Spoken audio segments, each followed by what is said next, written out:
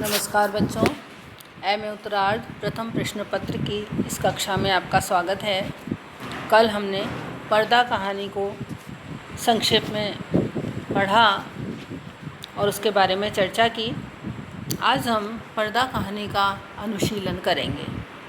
बच्चों, मैंने आपको पहले भी बताया था, किसी भी कहानी का अनुशीलन करने के लिए उसके कुछ बिंदु होते हैं, जिनमें पहला कथानक या कथा वस्तु, अगला है पात्र या चरित्र चित्रण, तीसरा है संवाद या कथोपकथन, चौथा है देश काल और वातावरण, पांचवा है भाषा शैली और छठा है उद्देश्य।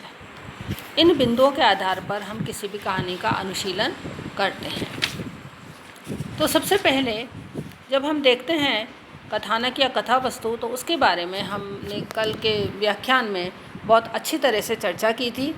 इसलिए हमको ये जो कथा वस्तु है ये अच्छे से समझ में आ गई है।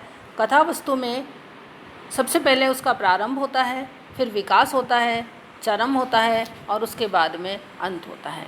तो यहाँ पर भी इसका जो प्रारंभ है वह एक साधारण से वातावरण के परिचय के द्वारा प्रारंभ हुआ है। धीरे धीरे करके उसका विकास हुआ है, वह चरम पर पहुँच गया है, जहाँ जा कर के चौधरी पीर बख्श की जो आर्थिक स्थिति है उसका चित्रण किया है और बाद में उस आर्थिक स्थिति के कारण उनके मन पर पड़ने वाला जो प्रभाव है और जो अंत में जो घटना होती है उसका उनके ऊपर जो प्रभाव पड़ता है, उस सबसे बड़े मार्मिक ढंग से इसका अंत होता है। तो इस तरह से कथानक या कथा वस्तु की दृष्टि से पर्दा कहानी इस कसौटी पर खरी उतरती है। दूसरा हम देखते हैं पात्र या चरित्र चित्रण। इसमें अधिकतर मुस्लिम पात्रों का ही चित्रण है। इसके पात्रों में चौधरी पीर बख्श हैं, इलाही बख्श हैं, जाहिरा है, बब्बर अली खान है, पीर बख्श की पत्नी है, उसकी लड़कियां हैं। इन सब के द्वारा इस कहानी को आगे बढ़ाया गया है, क्योंकि असल में घटनाएं जो हैं उनका अपना कोई स्वतंत्र महत्व नहीं होता है। इन घटनाक्रमों को आगे बढ़ाने के लिए पात्रों की बहुत आवश्यकता होती है और इस तरह के पात्र जिनको कि मनोविज्ञान की भी जानकारी होनी चाहिए, इस तरह के पात्र जिससे कि हम उनका मनोविज्ञान समझ सकें, इस तरह के पात्रों की सृष्टि करनी चाहिए।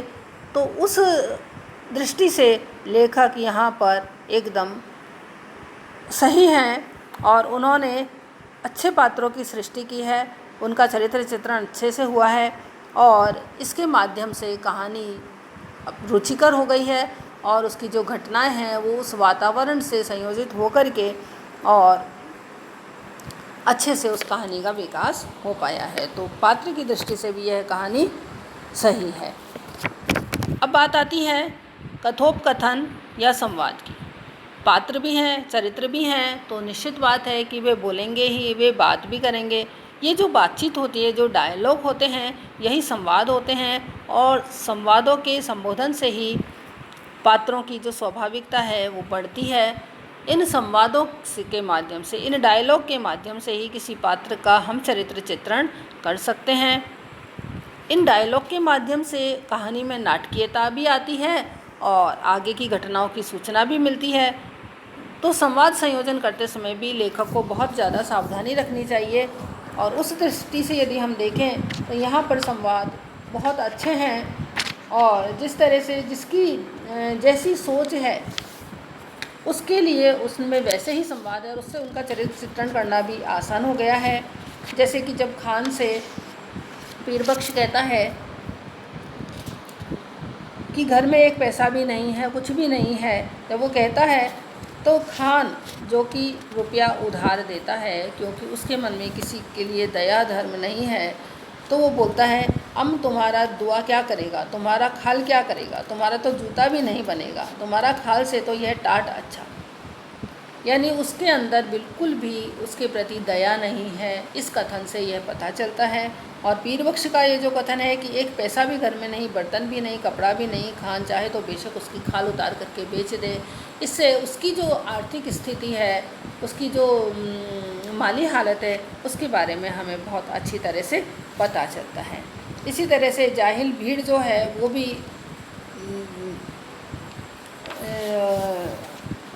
जब पर्दा हटाते हैं उसको देख करके आँख फेर लेती है और उसके बाद जब वो जाता है और वो यह बोल करके जाता है लाहौल विला, और असफल होकर लौट गया। ये केवल जो इतना कहना है लाहौल विला, इस सब में यह समझ में आ जाता है इस इतने से डायलॉग से, इस इतने से संवाद से, कि अब उसके हाथ में कुछ भी नहीं है। अब न उससे वह ले सकता है और न उसकी देने की हालत है, यानी अब वह बेबस है, न वो ले सकता है और न उस पर किसी तरह का कुछ और दबाव डाल सकता है। तो यहाँ पर संवाद या कथोपकथन की दृष्टि से भी हमको यह कहानी बहुत ठीक लगती है। जहाँ तक भाषा शैली की बात है, तो भाषा के माध्यम से ही उसका जो मूल भाव है कहानी का, वो पाठक तक सफलता से पहुँचता है और पाठक पर उसका अपेक्षित प्रभाव भी पड़ता है। और यह तभी संभव है जब कहानी की भाषा एकदम सरल, स्पष्ट, प्रभावपूर्ण और पात्रानुकूल हो, और इसके अतिरिक्त परिस्थिति के अनुकूल भी भाषा हो। यदि भाषा परिस्थिति के अनुकूल होगी और पात्रानुकूल होगी तो वह पाठकों पर अच्छा प्रभाव डालेगी।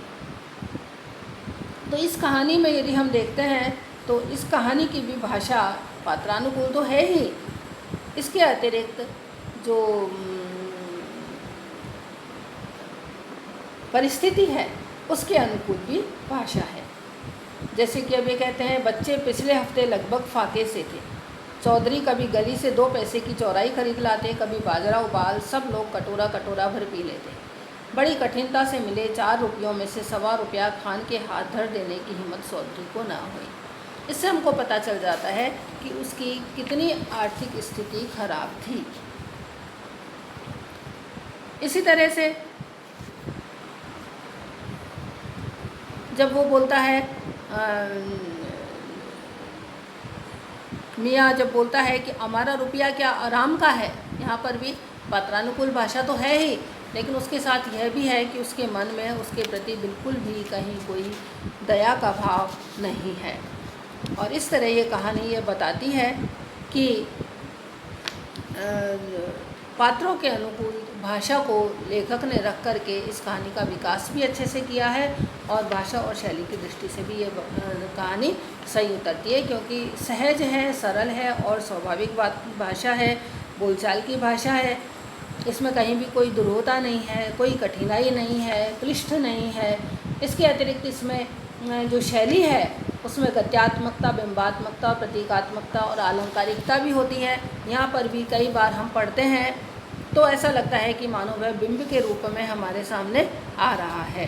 तो यहाँ पर कई स्थानों पर भाषा बिंबात्मक भी हो गई है। तो भाषा और शैली की दृष्टि से भी ये कहानी अपने कसौटी पर खरी उतरती है। वातावरण का जहाँ तक प्रभाव है, देशकाल वातावरण का अपने ही समाज की स्थिति है, किसी और बाहर के समाज की स्थिति नहीं है। और उस समाज की स्थिति में भी जो वातावरण है वह एक निम्न वर्ग का, ऐसे वर्ग का चित्रण किया गया है जो कि मध्यम वर्ग से निम्न वर्ग में पहुंच चुका है, लेकिन वह अभी भी अपनी शान उस पर्दे के माध्यम से जुटाए हुए है। तो ऐसे लोगों की बात इसमें की गई है जिसमें कि जो लोग पहले कभी कोई अच्छा खासा जीवन यापन करते थे और धीरे धीरे उनकी माली हालत ये हो गई है, बहुत ही उनकी आर्थिक स्थिति कमज़ोर हो गई है, उसका चित्रण यहाँ पर किया गया है। उद्देश्य की दृष्टि से यदि हम देखें तो देखिए बच्चों, कहानी मनोरंजन तो करती है, लेकिन मात्र मनोरंजन करना उसका उद्देश्य नहीं होता है। कहानी के माध्यम से लेखक का उद्देश्य ये होता है कि जीवन का कोई सत्य पाठक के सामने प्रस्तुत करे। यहाँ पर भी, और यदि वो कहानी जीवन के किसी सत्य को प्रतिष्ठित नहीं कर सकती है तो वो कहानी उद्देश्यहीन होगी, और उद्देश्यहीन कहानी कभी भी कहानी की कसौटी पर खरी नहीं उतर सकती है। यहाँ पर हम देखते हैं कि यशपाल का जो उद्देश्य है पर्दा कहानी का, वो यही है कि एक पर्दे के माध्यम से, एक पर्दा एक झूठी शान का भी प्रतीक है और एक इज्जत का भी प्रतीक है। तो यहाँ पर जो पीर बख्श हैं उनके घर के दरवाजे पर टंगा हुआ पर्दा, जो कि वास्तव में था तो मूल्यवान, लेकिन वो मूल्यवान इसलिए था क्योंकि कम मूल्य का पर्दा खरीदने के लिए भी उनके पास पैसे नहीं थे। उनकी स्थिति ये थी, मूल्यवान पर्दा उन्होंने अपने घर के दरवाजे पर लगा रखा था और उससे उनके अंदर की गरीबी छिपी हुई थी। ना केवल छिपी हुई थी बल्कि इतना मूल्यवान पर्दा देख करके लोग ये सोचते थे कि पता नहीं अंदर स्थिति बहुत अच्छी होगी, लेकिन जैसे ही पर्दा हटा तो वो सारी की सारी बात जो है वह सामने आ गई। तो यहाँ पर पर्दा एक तरह से झूठी शान का प्रतीक भी है और इस बात का भी प्रतीक है कि लोग झूठी शान को बचाने के लिए किस तरह से उपाय करते हैं, लेकिन वह झूठी शान ज़्यादा समय तक नहीं बच सकती। और दूसरी बात, पर्दा यहाँ पर इज्जत का भी प्रतीक है कि जैसे ही पर्दा हट गया तो चौधरी पीर बख्श ने जितना गरीबी में इतना कष्ट नहीं सहा, उतना कष्ट उनको उस पर्दे के हटते ही महसूस हुआ। तो यहाँ पर कहानी अपने इसी उद्देश्य को प्राप्त करती है। तो इस दृष्टि से यदि हम देखें तो कहानी जो अनुशीलन करने के समस्त बिंदु हैं उनके ऊपर खरी उतरती है। तो कहानी की समीक्षा में आपको बच्चों इसी तरह से करना है, बिंदुओं के माध्यम से आपको कहानी का अनुशीलन करना है। धन्यवाद।